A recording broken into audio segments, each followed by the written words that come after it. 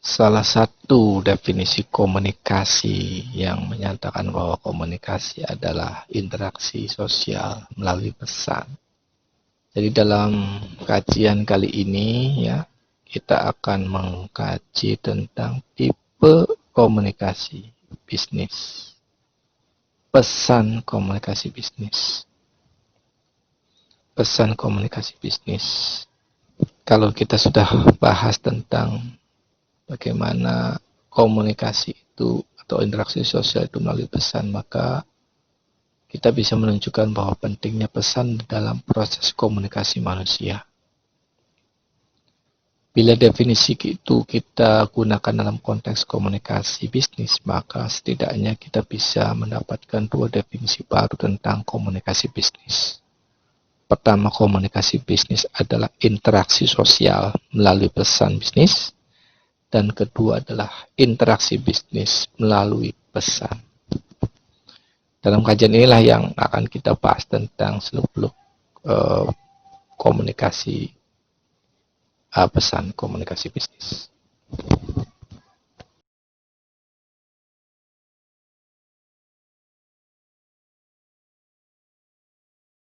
Tipe komunikasi bisnis itu ada 4 tipe atau model. 1, komunikasi verbal, 2, komunikasi nonverbal, 3, komunikasi visual, dan 4 ada analisis khalayak. Kita akan membahasnya satu-satu dalam kajian kali ini.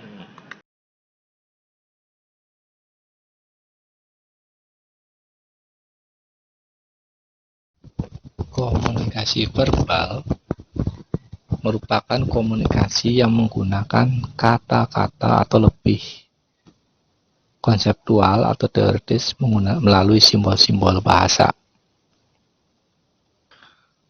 Komunikasi verbal kita awali dengan komunikasi lisan. Ini merupakan tipe komunikasi manusia yang paling tua, karena manusia melakukan komunikasi jauh sebelum huruf ditemukan dalam peradaban manusia.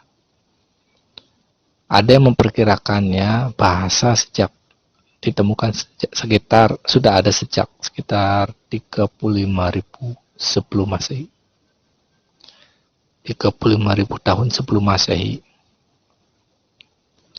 Pada zaman Cro-Magnon.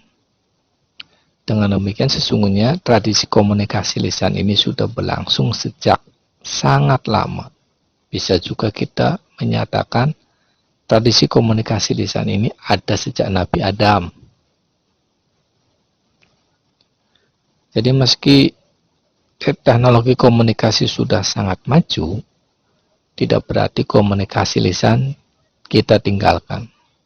Dalam kegiatan bisnis, begitu banyak komunikasi bisnis yang dilakukan dalam bentuk komunikasi lisan ini, kita bisa ambil contoh komunikasi bisnis yang paling sederhana seperti yang dilakukan di dalam tukang sayur keliling atau pedagang sayuran yang ada di pasar,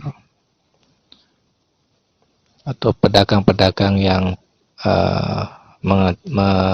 memanfaatkan momen pada acara-acara keramaian tertentu di kampung, yang menggunakan teriakan-teriakan atau perhatian-perhatian dengan bahasa-bahasa yang dikomunikasikan untuk menjual dagangannya.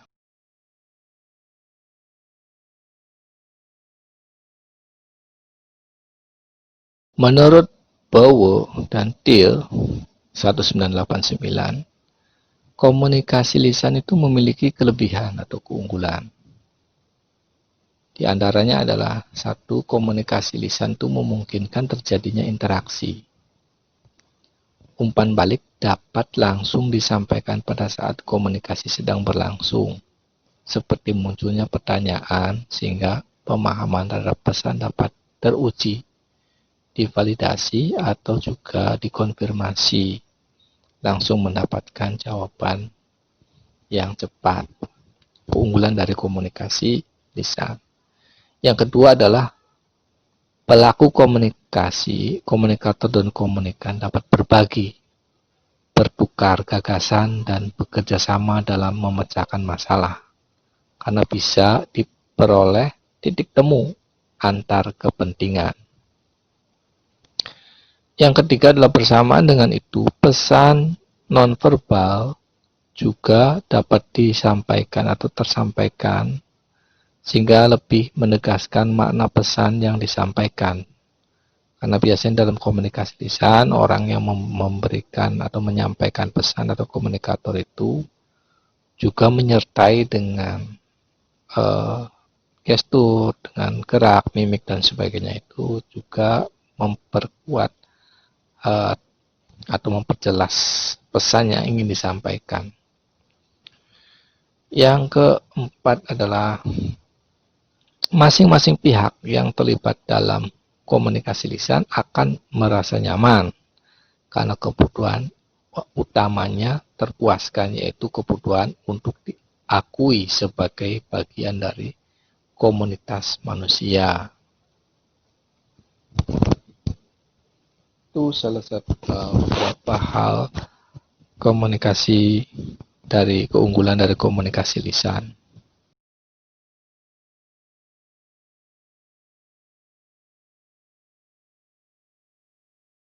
Namun demikian, komunikasi lisan sesuai yang sebelumnya diutarakan atau diuraikan oleh Bowe dan Thiel, bahwa komunikasi lisan itu memiliki keunggulan, juga komunikasi lisan itu memiliki kelemahan. Kelemahan komunikasi lisan itu bisa saja menjadi salah satu sumber permasalahan komunikasi dalam kegiatan bisnis yang kita lakukan. Masalahnya timbul biasanya dengan diawali satu, misalnya tidak adanya kesadaran bahwa pembicaraan komunikasi lisan sebenarnya merupakan sarana untuk mencapai tujuan bisnis, sehingga si pembicara ini berbicara kadang-kadang di luar konteks dari tujuan bisnis, atau mungkin pembicaraan lisan itu tidak terstruktur, terarah untuk masuk dalam lingkup kategori pencapaian tujuan bisnis. Yang kedua, berbicara secara spontan, ya, tanpa persiapan apapun, seperti apa yang dilakukan atau dikatakan, dan bagaimana cara menyatakannya. Karena sifat dari komunikasi lisan adalah meloncat-loncat, tidak runtut.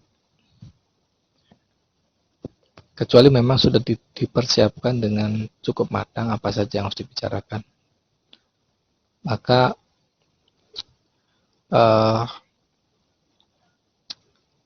itu bisa dilakukan dengan baik. Namun juga memang kelemahan dari komunikasi lisan itu karena bisa melebar, bisa tidak ada patokan-patokan yang utuh untuk membatasi isi atau komposisi dari pembicaraan, maka komunikasi lisan itu bisa saja menjadi perbincangan yang menjadi tidak fokus pada arah tujuan dari komunikasi bisnis. Yang ketiga, tidak berpikir soal tujuan komunikasi, sehingga komunikasi yang dilakukan ini tidak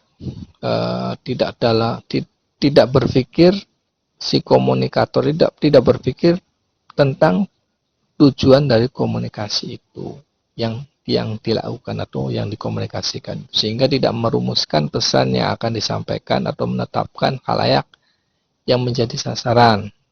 Akibatnya adalah tak merancang dan menyampaikan pesan secara logis, dan seringkali juga demi keuntungan sesaat kita jadi cenderung memanipulasi pembicaraan, seperti dalam menangani keluhan customer. Terkadang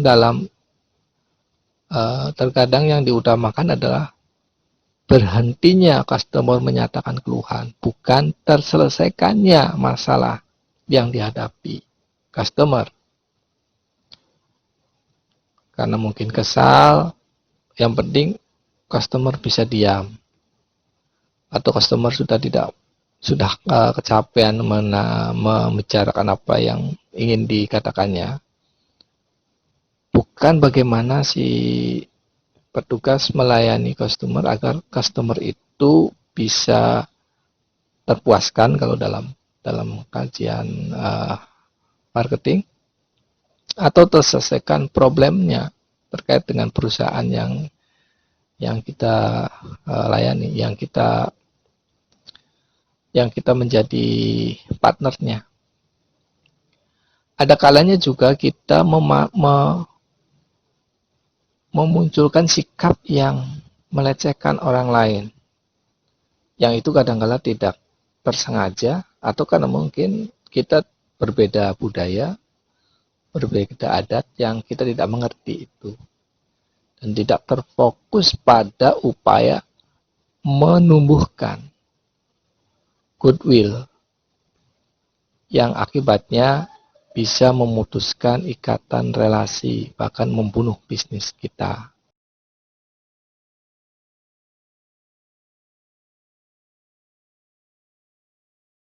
Komunikasi nonverbal adalah semua ekspresi eksternal selain kata-kata terucap atau tertulis.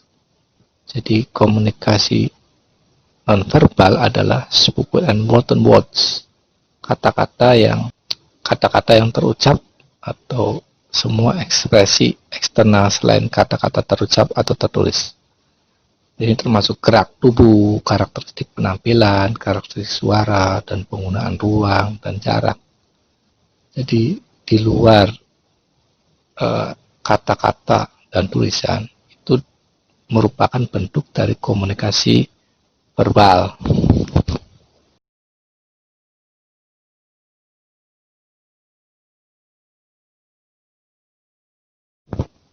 Beberapa ilmuwan menyatakan bahwa komunikasi verbal itu seperti Haris 1990 ya, mengacu pada bahasa tubuh, seperti gerak-gerik tubuh. Itu merupakan bentuk dari komunikasi nonverbal. Jadi komunikasi verbal itu lisan dan tertulis, sementara nonverbal itu di luar itu. Menurut Jandit ya, 1998 menyebut komunikasi nonverbal sebagai pesan yang disampaikan tanpa menggunakan kata-kata. Jandit membagi pengertian komunikasi nonverbal secara sempit dan luas. Secara sempit, komunikasi nonverbal adalah penggunaan secara intensional seperti dalam penggunaan simbol non-lisan untuk mengkomunikasikan pesan tertentu. Sedangkan secara luas, komunikasi nonverbal mengacu pada unsur-unsur lingkungan yang dipergunakan manusia dalam berkomunikasi seperti warna dinding, tempat percakapan berlangsung, dan sebagainya. Itu menunjukkan komunikasi nonverbal. Komunikasi daya dukung komunikasi nonverbal yang kemudian dikontekskan supaya bersifat santai, bersifat kemudian kedekatan, maka kemudian kadang-kadang lobby-lobby perusahaan itu memilih tempat-tempat tertentu di restoran-restoran, tempat makan yang santai untuk berbicara dengan rekan bisnis, adalah sebetulnya untuk mengkomunikasikan bahwa perusahaan bersifat terbuka, tidak mengkondisikan ketegangan di dalam proses negosiasi, bersifat humble, menerima dengan baik, melayani dengan baik. Itu adalah bentuk-bentuk komunikasi nonverbalnya.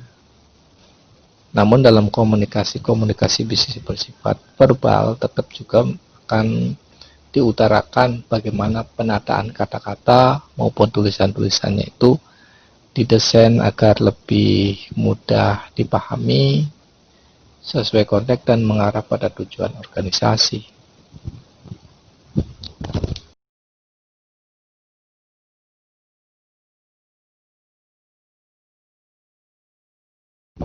Kita bisa melihat beberapa contoh dari komunikasi nonverbal ya. komunikasi bisnisnya menggunakan komunikasi nonverbal itu bisa dengan mudah kita jumpai.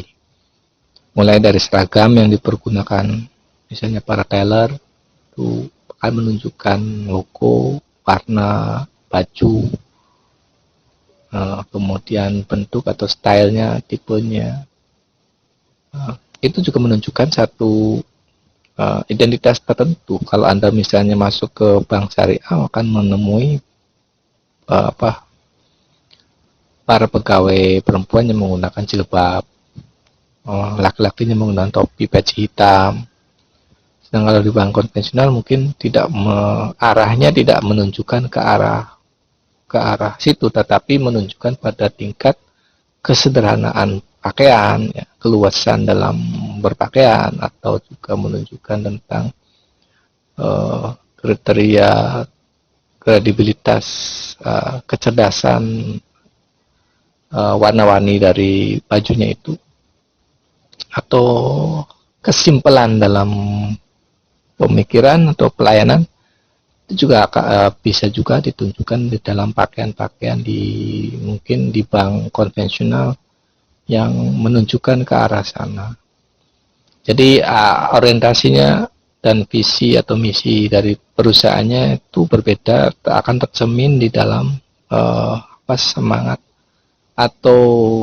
kerja atau juga cara berpakaian dari perusahaan tersebut.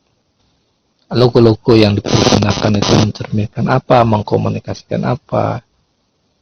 Penafsiran satu perusahaan ada kali ditujukan dengan pilihan merek, ya, mobil tertentu sebagai mobil dinas direktur perusahaan, mobil Avanza dengan mobil misalnya Pajero, ya, itu akan berbeda, ya, akan berbeda penilaian dari kedudukan seseorang di dalam pos perusahaan tertentu. Ini juga sama dengan di pemerintahan juga, ya. Pemerintahan, mobil bupati dengan mobil camat akan berbeda. Ini adalah bentuk-bentuk dari komunikasi nonverbal. Cat ruangan juga akan menunjukkan sisi-sisi yang berbeda. Dulu pelayanan di kepolisian itu menunjukkan tingkat kesangaran. Tulisannya juga penjagaan ketika kita masuk ke kantor polisi. Nah, sekarang itu didesain tidak seperti itu, karena memang ingin mengkomunikasikan sesuatu visi yang berbeda. Visi polisi yang sekarang adalah polisi yang melayani masyarakat, sehingga ketika kita masuk ke kantor kepolisian itu, di situ adalah bahasanya ruang pelayanan, bukan ruang penjagaan. Karena mau menjaga apa, kan? Polisi masa menjaga polisi kan sudah polisi sendiri, tidak perlu dijaga juga tidak masalah. Tapi yang hendak ditampilkan oleh jajaran kepolisian adalah dengan menampilkan sisi humanisnya. Karena sisi kesangaran sudah tidak diperlukan, karena orang pakai senjata juga sudah sangar. Tapi polisi ingin menunjukkan ke masyarakat dengan sisi humanisnya, sisi sipilnya, sisi kemasyarakatannya, sehingga tidak ditampilkan senjata yang kalau tidak ada kejadian-kejadian yang sangat urgen, ya, atau sangat penting di dalam safety atau keamanan, maka kepolisian biasanya menampilkan sisi pelayanan kepada masyarakat.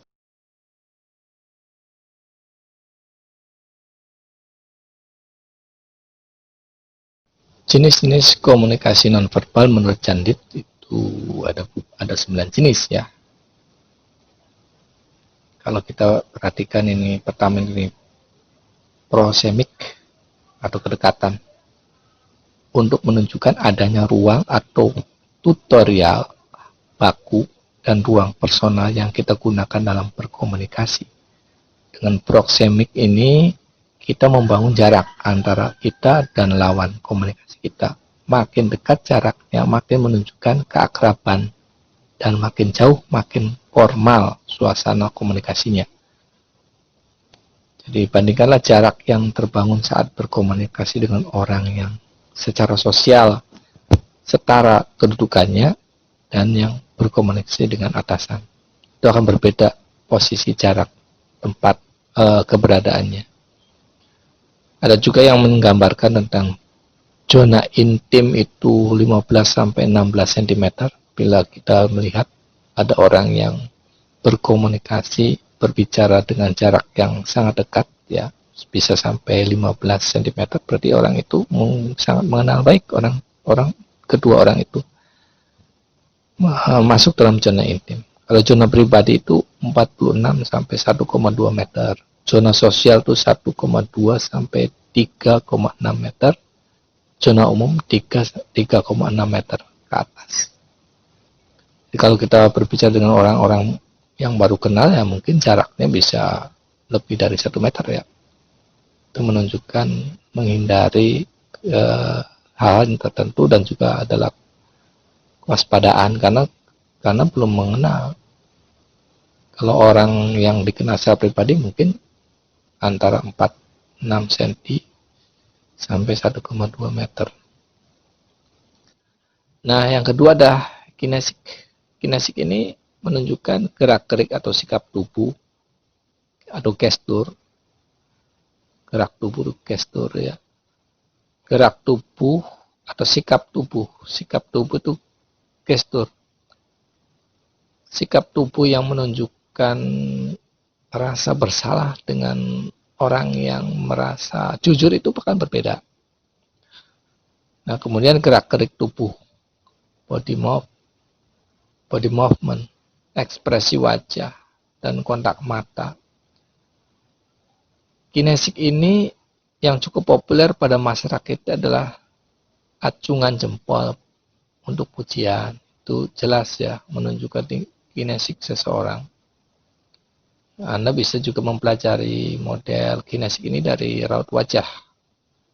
Itu alis mata, gerak alis mata ke atas ke bawah dan lain sebagainya. Itu menunjukkan komunikasi nonverbal. Yang ketiga adalah kronemik. Kronemik ini berkaitan dengan cara kita menghargai waktu. Kronemik ini akan tercermin dari cara kita menepati waktu bila berjanji. Yang keempat adalah para bahasa. Para language ya, yang menunjukkan pada unsur-unsur nonverbal, suara dalam percakapan verbal.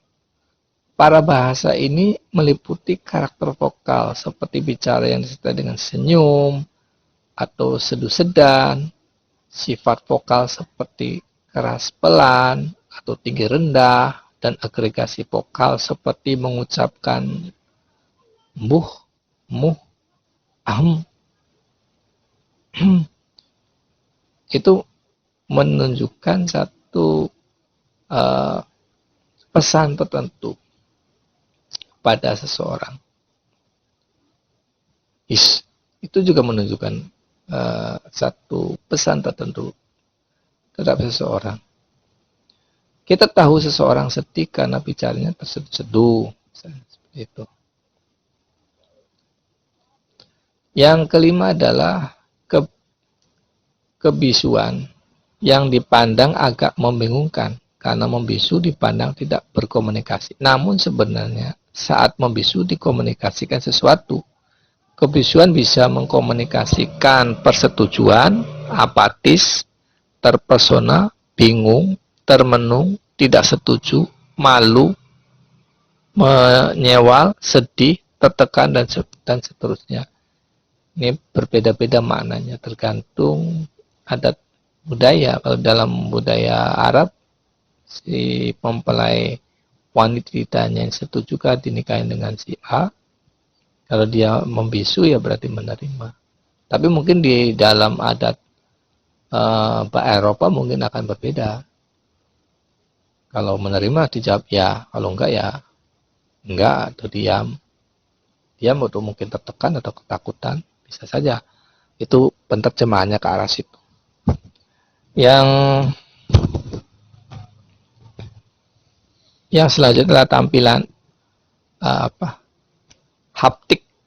yang berkaitan dengan penggunaan sentuhan dalam berkomunikasi, seperti saat seseorang ibu mengusap-usap kepala anaknya saat memberi nasihat pada anaknya. Yang ketujuh, tampilan fisik atau busana yang menunjukkan tampilan fisik atau busana yang dikenakan. Misalnya pelayat menggunakan pakaian hitam, ya. Olfaktik yang terkait dengan penggunaan indera penciuman dalam berkomunikasi nonverbal. Misalnya wangi parfum atau bau kemenyan mengkomunikasikan sesuatu. Yang terakhir adalah okulesik yang menunjuk pada pesan yang disampaikan melalui mata. Mata yang membelalak atau melotot misalnya menyatakan kekaguman atau marah. Kalau dulu ibu saya kalau minta jajan kemudian ibu saya melotot berarti tidak boleh. Nah, itu berbeda-beda tergantung dari kebiasaan atau adat budaya yang ada.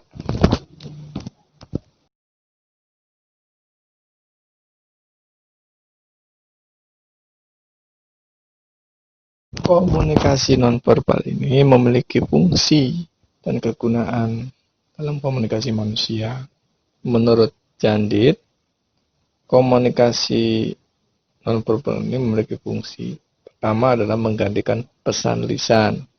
Mengingat ada kalanya kita dihadapkan pada situasi yang tak memungkinkan menyampaikan pesan lisan, misalnya di tengah keramaian orang menggunakan isyarat saat berkomunikasi. Umumnya ini yang sering kali dilakukan di adat budaya kita ini kan, untuk mengkomunikasi atau melarang anak untuk tidak main ketika ada tamu di ruangan itu kan, kemudian menggunakan isyarat-isyarat tertentu untuk jangan nimbrung dengan orang-orang tua yang lagi ada pembicaraan penting. Itu biasanya menggunakan isyarat. Kalau dulu ya, menggunakan isyarat nonverbal. Nah, itu bisa digunakan karena untuk menggantikan pesan lisan. Tapi juga beberapa isyarat nonverbal ini untuk memberikan isyarat untuk supaya jangan membuka rahasia tertentu pada teman kita. Itu juga biasanya orang-orang menggunakan isyarat bahasa nonverbal. Kedua, menyampaikan pesan-pesan yang tak enak disampaikan secara lisan. Ada kalanya juga kita sulit mengungkapkan dengan kata-kata dan merasa lebih nyaman menyampaikan dengan menggunakan isyarat. Misalnya sepasang ABG yang jatuh cinta merasa malu untuk menyatakan rasa cintanya sehingga memilih mengungkapkannya dengan pandangan mata cintanya, sehingga memilih mengungkapkannya dengan pandangan mata atau kedekatan fisik. Yang ketiga adalah membentuk kesan yang mengarahkan komunikasi. Ada saat-saat kita berusaha mengelola kesan orang lain terhadap diri kita melalui pesan nonverbal. Misalnya saat wawancara lamaran kerja, kita memakai pakaian rapi. Itu untuk membentuk kesan supaya kita itu adalah orang-orang yang serius untuk mendaftar atau melamar pekerjaan pada perusahaan tersebut. Yang keempat, memperjelas relasi yang menunjukkan relasi di antara pihak-pihak yang berkomunikasi. Kalau informasi relasi sulit diungkapkan secara verbal, maka komunikasi nonverbal yang dipakai. Misalnya meja besar yang digunakan seorang direktur utama menunjukkan bagaimana dia menjalin relasi dengan para karyawan di kantornya. Menunjukkan posisinya, powernya, kekuatannya, kekuasaannya, integritasnya, karismanya, dan sebagainya. Itu juga kadang-kadang ditunjukkan dengan model komunikasi seperti itu. Yang kelima adalah mengatur interaksi.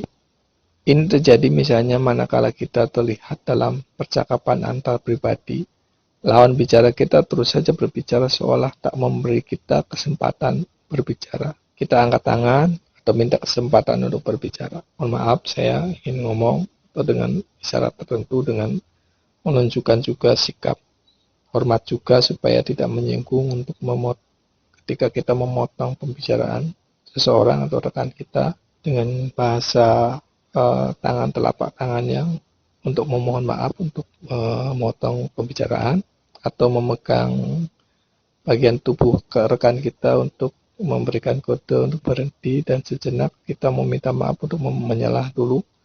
Itu juga merupakan bentuk-bentuk dari bahasa-bahasa nonverbal. Yang terakhir adalah memperkuat dan memodifikasi pesan-pesan verbal. Isyarat-isyarat nonverbal dapat menjadi meta pesan yang mempengaruhi penyandian decoding ya, penyandi balikan pesan. Misalnya kalau kita menceritakan terjadinya tabrakan kereta api, kita menggunakan tangan kanan dan tangan kiri kita untuk menggambarkan tabrakan itu. Kan oleh Candid bagaimana 6 fungsi dari komunikasi nonverbal ini dilakukan oleh manusia.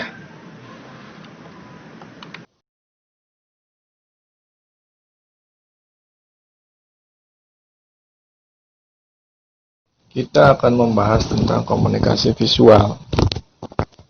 Kita akan memulai bahwa dalam kegiatan komunikasi, isi pesan umumnya diubah ke dalam simbol-simbol yang dapat dipahami lawan komunikasi kita. Umumnya simbol-simbol bahasa atau simbol-simbol verbal. Dalam komunikasi visual, simbol-simbol bahasa itu dibantu atau diganti dengan simbol visual seperti gambar atau grafik untuk membantu pemahaman lawan komunikasi kita. Jadi, komunikasi visual itu merupakan kegiatan penyampaian pesan dengan menggunakan simbol-simbol visual. Mengapa komunikasi visual ini penting bagi komunikasi bisnis? Karena kita melihat atau membaca hasil penelitian yang menunjukkan bahwa 82% informasi yang diperlukan manusia diperoleh secara visual. Jadi bayangkan saat kita berjalan menyusuri rak di pasar swalayan, apa yang pertama kali kita tangkap dalam informasi visual? Hasil pengujian para pakar ilmu komunikasi menunjukkan bahwa bentuk komunikasi oral rata-rata 75% dari apa yang kita komunikasikan hilang begitu saja dari benak lawan komunikasi, sehingga tersisa hanya 25%. Untuk menjaga agar yang 25% itu bertahan, diperlukan kiat komunikasi tersendiri. Salah satu di antaranya dengan menggunakan bentuk komunikasi visual.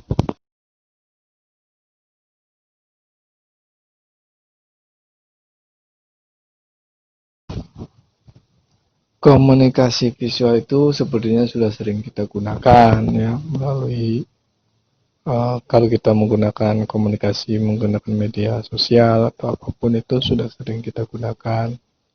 Namun kita akan mengulas tentang bentuk-bentuk dari komunikasi visual. Yang biasa digunakan adalah gambar, grafik, dan foto atau slide ya. Bentuk komunikasi visual yang sering digunakan misalnya gambar, yang misalnya digunakan sebagai ilustrasi laporan, sehingga memperjelas isi pesan yang disampaikan. Dengan fungsi seperti itu, tak mengherankan bila Konfusius menyatakan bahwa sebuah gambar berukuran 1000 kata. Pentingnya gambar ini pun dapat kita kaitkan dengan 3 cara pokok proses belajar yang kita alami, yakni enaktif atau pengalaman langsung, kedua ikonik pengalaman lewat gambar, dan ketiga simbolik pengalaman lewat tingkat abstraksi yang tinggi. Mengkomunikasikan pesan melalui bentuk komunikasi visual yang berupa gambar, maka dengan sendirinya memasuki salah satu pesan belajar yang sudah kita alami berulang-ulang, yakni persentuhan dengan realitas melalui gambar. Selain gambar itu, kita juga menemui bahwa bentuk komunikasi visual itu berupa grafik, yang bentuknya cukup beragam, mulai dari grafik garis, grafik lajur, sampai grafik lingkaran.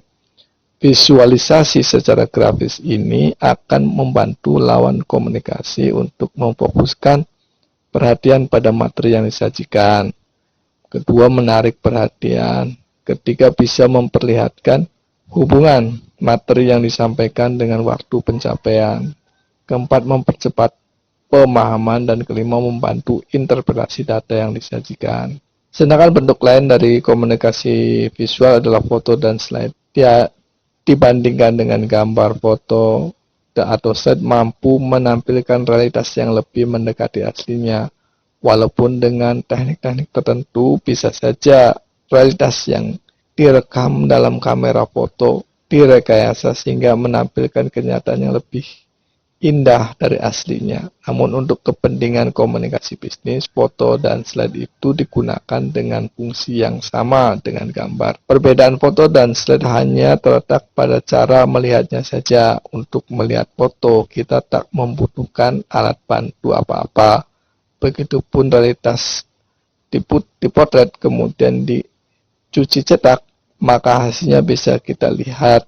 Sedangkan slide membutuhkan alat bantu berupa slide projector yang dapat menyorot gambar dalam slide pada layar.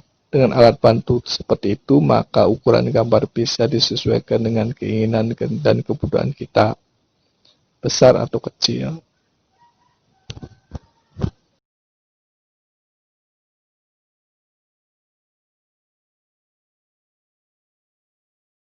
Dalam komunikasi atau dalam berkomunikasi, termasuk komunikasi bisnis, penting untuk mengetahui siapa khalayak komunikasi kita. Ungkapan lama yang menyatakan kenali lawan bicara Anda agar komunikasi efektif bisa kita jadikan acuan. Begitu juga tahu bahwa lawan kita begitu kita tahu lawan bicara kita, maka kita bisa memutuskan strategi komunikasi apa yang tepat, pesan seperti apa yang mesti disampaikan, dan bagaimana cara pesan disampaikan atau dikemas. Bila kita sudah tahu siapa khalayak, maka cara dan isi pesan berkomunikasi atau komunikasi kita akan berbeda. Misalnya, cara Anda berkomunikasi dengan bawahan akan berbeda dengan cara berkomunikasi dengan atasan. Hal tersebut terjadi karena kita mengetahui siapa khalayak kita. Hanya saja memang mustahil mengenali sepenuhnya khalayak, apalagi pada komunikasi bisnis, level komunikasi massa. Namun, kita juga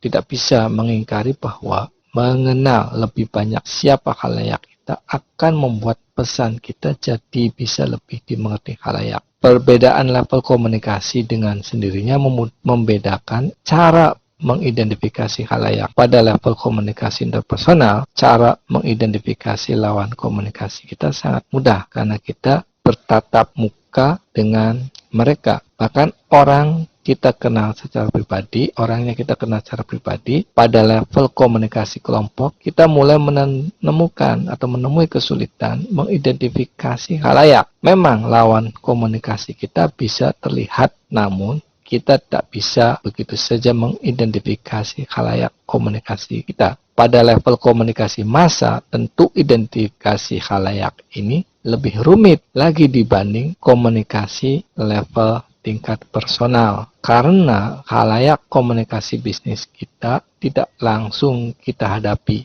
Di antara sesama khalayak sendiri tidak saling kenal dan mereka menyebar di berbagai tempat, padahal level komunikasi massa ini kian hari kian terasa saja pentingnya dalam menunjang kegiatan komunikasi bisnis kita. Oleh karena itu, tujuan dari analisis khalayak dalam berkomunikasi bisnis adalah menganalisis siapa yang menjadi sasaran komunikasi kita.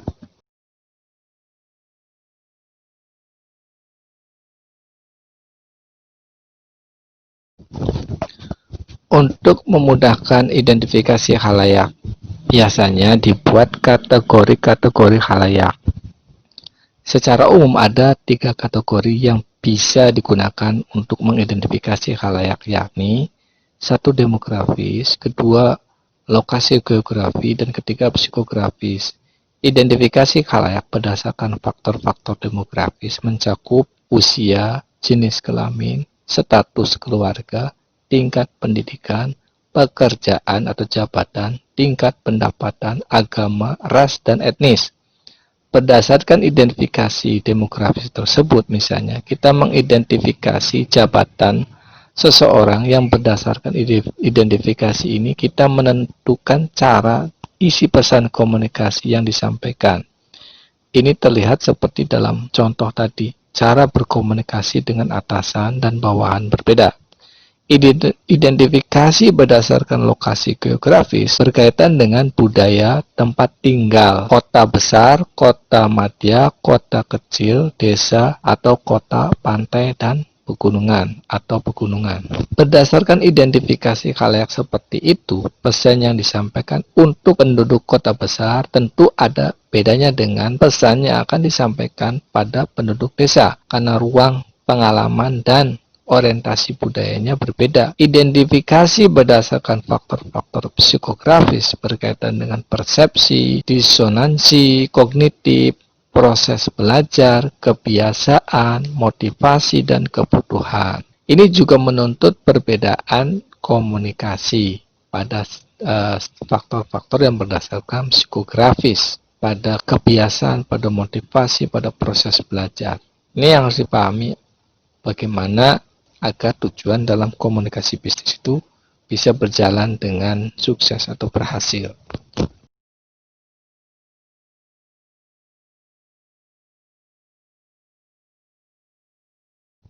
Kita bisa membayangkan iklan yang ditayangkan di televisi yang hampir setiap hari kita saksikan. Pada umumnya durasi iklan itu lebih pendek, hanya 30 detik. Tapi kita bisa memahami apa yang dimaksud dengan iklan itu. Apalagi selain mudah memahami isi pesan iklan, kita pun merasa tertarik dengan mengingat pesan yang disampaikan melalui iklan. Artinya, pesan iklan itu singkat, menarik, dan mudah dipahami namun berdampak. Mengapa bisa demikian? Karena iklan itu dirancang dengan cermat, disusun dengan menggunakan teknik penyusunan pesan tertentu. Prinsip-prinsip dalam teknik penyusunan pesan tersebut bisa juga kita gunakan untuk kepentingan komunikasi bisnis. Maksudnya, dengan meminjam teknik penyusunan pesan yang biasa dipergunakan dalam kegiatan komunikasi pada umumnya, kita menyusun pesan-pesan untuk komunikasi bisnis sehingga kegiatan komunikasi yang kita lakukan bisa berdampak. Oleh karena itu, kita akan memahami tentang organisasi pesan dan imbauan pesan.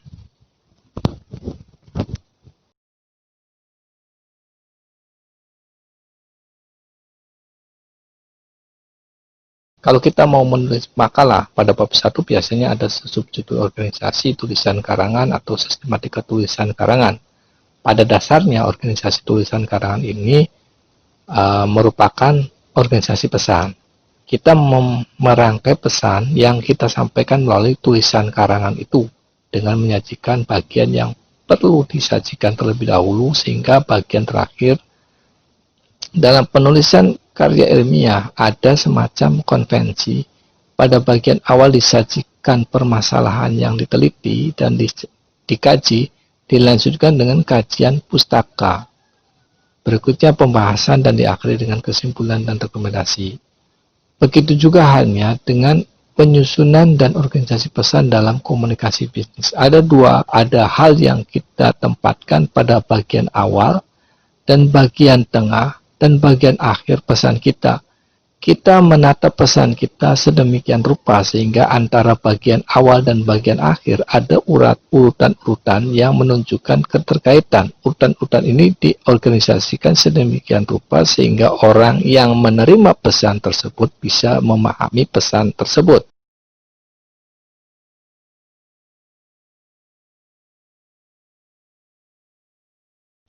Pada umumnya pesan yang kita susun diorganisasikan dengan mengelompokkan ke dalam 3 bagian besar. Ketiga bagian besar tersebut meliputi pembuka atau pendahuluan atau introduction. Yang berikutnya adalah isi atau body, dan yang terakhir adalah penutup atau kesimpulan, conclusion. Ahli-ahli komunikasi menunjukkan apa yang harus disajikan pada masing-masing bagian tersebut.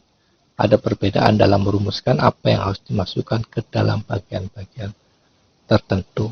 Ini bagaimana kiat-kiat strategi yang harus dibuat oleh ahli-ahli komunikasi untuk menyusun atau merangkai dalam organisasi pesan tersebut.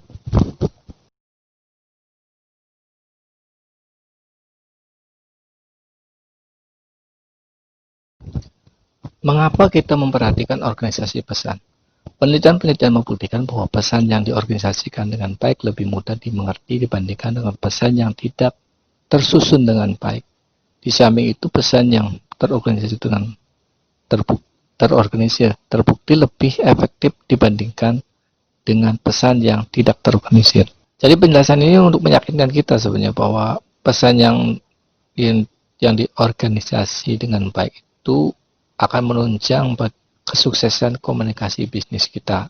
Ada sebenarnya beberapa teknik pengorganisasian pesan dengan menggunakan urutan seperti menggunakan model akronim ANSVA, Attention, Need, Satisfaction, Visualization, and Action. Dengan begitu pesan yang kita susun diawali dengan sesuatu yang menarik perhatian orang. Tentu saja perhatian orang itu tidak sama.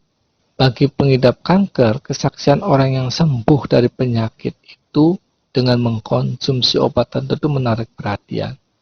Biasanya orang tertarik dengan data atau angka sehingga pesan yang disajikan dengan menggunakan misalnya data jumlah kecelakaan di jalan tol dan orang yang berhasil masuk perguruan tinggi negeri dari sebuah lembaga bimbingan belajar akan menarik perhatian bagi konsumen. Ada juga menggunakan akronim yang dengan menggunakan konsep AIDA, Attention, Interest, Desire, Decision, and Action. Prinsipnya sama dengan ANSVA, bangkitkan perhatian, lalu dorong minatnya, kembangkan hasratnya, dan ajak membuat keputusan dan akhirnya melakukan tindakan. Misalnya, banyak lulusan SMA yang ingin masuk perguruan tinggi negeri, gagal. Kemukakan data, disambung dengan penjelasan tentang pentingnya mengikuti bimbingan belajar untuk bisa bersaing dalam memperebutkan bangku perguruan tinggi negeri. Lalu bangkitkan keinginan atau kebutuhan mengikuti bimbingan belajar. Diikuti dengan ajakan untuk memilih lembaga bimbingan belajar tertentu. Akhirnya mengajak untuk segera mendaftarkan diri ke lembaga bimbingan belajar tersebut. Ini adalah bentuk-bentuk pengorganisasian pesan agar bisa menarik minat pelanggan atau komunikan.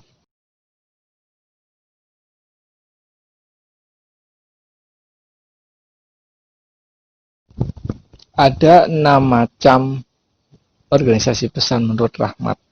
1 deduktif, induktif, kronologis, logis, spasial, dan topikal. Ini adalah model logika di dalam penyampaian argumentasi. Kita kupas satu-satu agar kita memahami satu konsep logika argumentasi yang benar dan baik dan benar.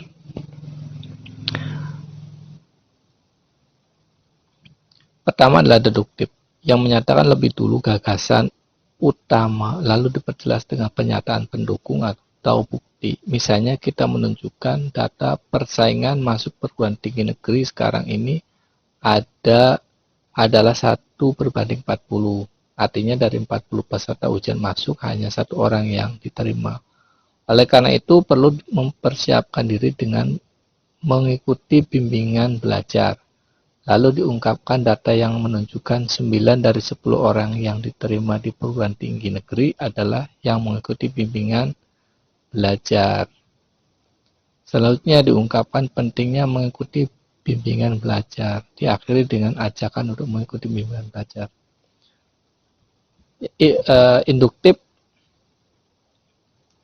Induktif ini adalah sebetulnya model cara berpikir yang bertolak dari hal-hal yang bersifat partikular atau yang bersifat spesifik, bukan bertolak dari hal yang bersifat umum.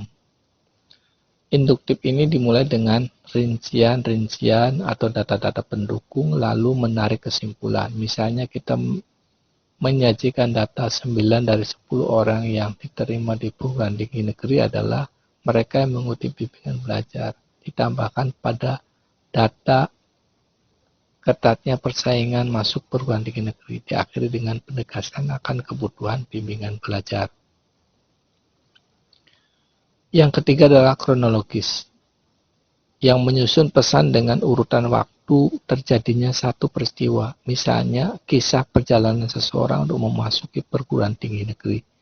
Mulai dari menjadi siswa SMA, lalu mengikuti bimbingan belajar, dan akhirnya masuk ke perguruan tinggi. Ini adalah cara berpikir yang bersifat kronologis. Jadi pencapaian sebuah hasil itu harus dilewati berdasarkan urutan-urutan tertentu yang memang menjadi landasan pencapaian suatu tujuan. Yang keempat, logis, yang menyusun pesan dengan menggunakan hubungan sebuah akibat. Sehingga kita bisa menjelaskan lebih dulu akibat baru sebab atau sebab dulu baru akibat. Misalnya menuturkan kisah keberhasilan seorang siswa SMA yang berhasil masuk ke perguruan tinggi negeri favorit. Dijelaskan latar belakang SMA dan ketekunannya belajar saat mengikuti bimbingan belajar. Latar belakang SMA dan ketekunan belajar selama mengikuti bimbingan belajar dipandang sebagai penyebab orang atau seseorang itu masuk ke perguruan tinggi favorit. Kelima adalah spasial, yang menyusun pesan dengan urutan-urutan berdasarkan tempat. Misalnya, perjalanan seseorang siswa dari satu daerah di Indonesia yang berhasil masuk ke perguruan tinggi negeri di Bandung.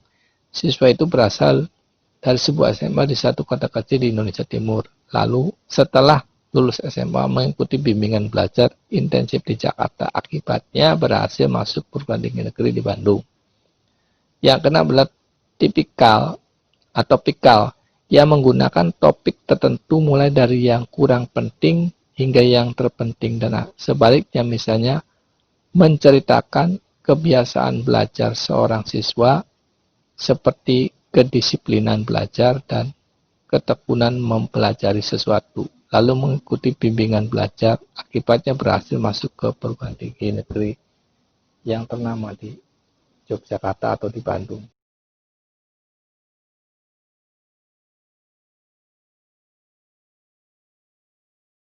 Imbauan pesan ini berkaitan dengan upaya kita mempengaruhi orang lain melalui pesan yang kita sampaikan, yang menyentuh motif yang atau menggerakkan atau mendorong perilaku penerima pesan.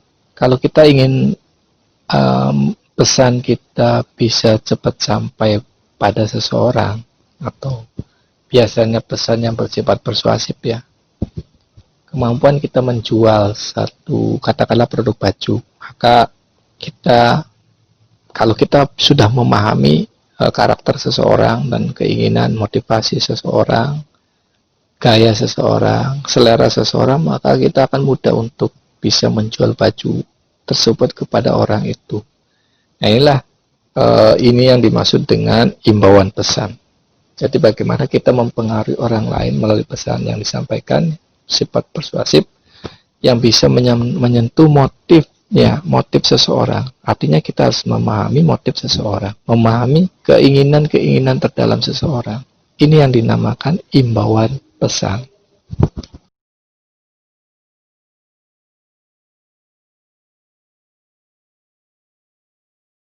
Imbauan pesan ini kalau kita kategorikan, kita analisis tuh ada hal pokok atau hal penting yang harus kita pahami ya. Satu adalah pesan yang kita sampaikan itu menyentuh aspek psikologis tertentu, khususnya motif dari penerima pesan atau komunikan.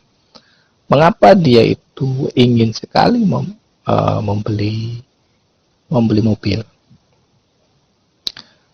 Kalau kita tahu bahwa ada orang tersebut memiliki kemampuan daya beli, dan orang tersebut memiliki satu motif tertentu ingin menjadi orang yang terpandang di kampungnya, maka kita bisa saja menawarkan sebuah mobil untuknya agar secara psikologi, aspek psikologi yang kita sentuhnya itu bisa tergerakkan untuk membeli bahwa prasarana ini atau benda ini juga bisa membuat atau memberikan kepuasan dahaga secara psikologi agar dia itu terpandang di kampungnya. Itu juga bentuk model imbauan pesan. Dan tentunya aspek psikologis itu bukan hanya itu, banyak hal mengapa orang itu membeli barang yang sifatnya lebih simpel ya, karena motif-motifnya itu orang akan berbeda-beda. Ada orang yang memang kecenderungannya lebih bersifat simpel dalam membeli barang-barang atau produk-produk. Ada yang memang lebih mencitrakan pada ekspresi seni. membeli lemari ya dengan ukiran-ukiran tertentu dan sebagainya. Ada juga yang memang tidak suka dengan produk-produk tersebut, yang lebih suka dengan barang-barang yang bersifat simpel, yang penting fungsional dan sebagainya. Inilah yang harus dipahami dalam himbauan pesan. Yang kedua adalah dengan sentuhan psikologis tersebut, pesan akan menjadi lebih berdampak dalam mengubah opini, sikap, dan perilaku komunikan. Tentunya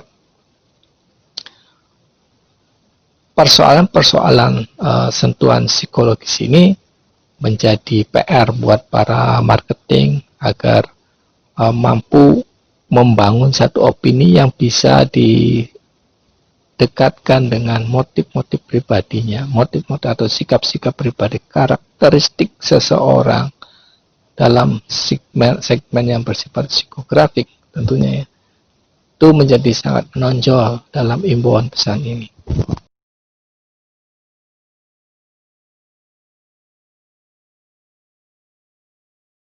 Jenis-jenis imbauan pesan.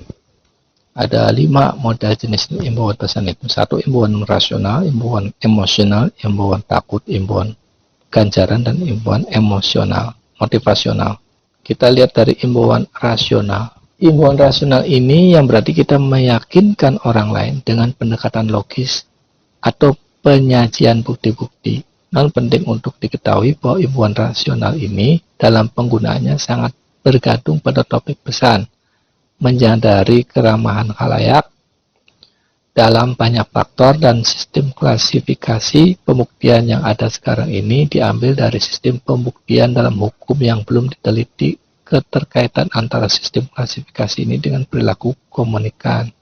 Misalnya ya, karena dalam asap rokok itu ada zat karsiogenik yang bisa menyebabkan kanker paru-paru, jadi rokok itu bukan hanya mengandung zat aditif yang namanya nikotin, tetapi juga ada zat lain yang berbahaya. Pertanyaannya adalah, masihkah Anda tetap merokok? Imbauan rasional namanya itu. Nah, yang kedua ada imbauan emosional, yang berarti kita meyakinkan orang lain dengan pendekatan yang menyentuh sisi emosi orang lain. Dalam berbagai propaganda sering sekali digunakan pendekatan emosional ini, seperti kata peribahasa ajakan bicara soal makanan pada orang yang lapar. Imbauan emosional ini menyajikan pesan yang sejalan dengan kebutuhan khalayak. Misalnya, kalau Anda ingin berbahagia, jangan ragu lagi ikuti ajaran kami. Kami bersama-sama rekan lain membantu Anda merenungi hidup dan meraih energi positif hidup untuk ketentraman hati. Ini sisi emosional yang disentuh. Bisa juga sisi ketakutannya, bisa juga sisi kesedihannya, bisa juga sisi harapannya. Itu sisi emosional tuh, berbagai sisi bisa disentuh. Yang ketiga, imbauan takut, yang berarti kita meyakinkan orang lain dengan menunjukkan sisi-sisi menyeramkan dari satu fakta untuk mendorong orang lain mengikuti apa yang kita inginkan. Imbauan seperti ini dipergunakan karena pada dasarnya manusia selalu bertindak bila ada rasa takut menghampirinya. Dalam contoh yang ekstrim, kita sering menyaksikan keinginan atau bagaimana orang berlari sekuat tenaga karena takut dikejar anjing atau dikejar hantu. Imbauan ganjaran, yang berarti kita mengubah sikap atau pendapat dan perilaku orang lain dengan memberikan imbalan tertentu seperti pujian, penghargaan, atau hadiah. Begitu banyak kita saksikan komunikasi manusia yang menggunakan imbauan ganjaran ini. Bisa juga seperti pada anak-anak, orang tua pada anaknya yang menggunakan imbauannya bersifat ganjaran. Kalau kamu rajin belajar, maka akan saya kasih uang sekitar 5 juta. Maka anak-anak mungkin akan rajin belajar. Itu contoh model imbauan ganjaran. Atau model imbauan ganjaran, kalau Anda rajin ibadah, maka kamu akan dapat surga. Kalau kamu melakukan kebaikan, kamu akan dapat surga. Itu kan imbauan ganjaran. Maka orang melakukan kebaikan itu karena ingin mendapatkan surga, ingin mendapatkan pahala, Imbauan motivasional yang merupakan kegiatan komunikasi untuk mengubah sikap pendapat dan perilaku dengan menggunakan pesan-pesan yang membangkitkan semangat lawan komunikasi kita. Sering kita saksikan bagaimana para pelatih sepak bola berbicara di kamar ganti pakaian timnya dengan menggunakan imbauan motivasional ini. Salah satu imbauan motivasi yang cukup populer dalam sejarah kita adalah pidato Bung Tomo melalui siaran radio membakar semangat arek-arek Surabaya untuk melawan kehadiran tentara Nika. Arek-arek Surabaya melawan kehadiran kembali penjajah ke bumi Nusantara mereka. Misalnya, saudara-saudara Anda tidak sendirian menghadapi musibah gempa bumi ini. Kami berada di daerah lain, akan membantu Anda menolong dengan segenap tenaga dan hati. Kita akan kembali bangun daerah ini. Kita bekerja giat memperbaiki semuanya. Itu ada semangat imbauan motivasional. Keadaan bencana ini tidak seberapa sebelum saya pernah mengalami bencana yang 3 atau 5 kali lipat dari bencana ini. Tapi saya akan tetap tegak dan akhirnya saya berhasil. Itu merupakan imbauan motivasional.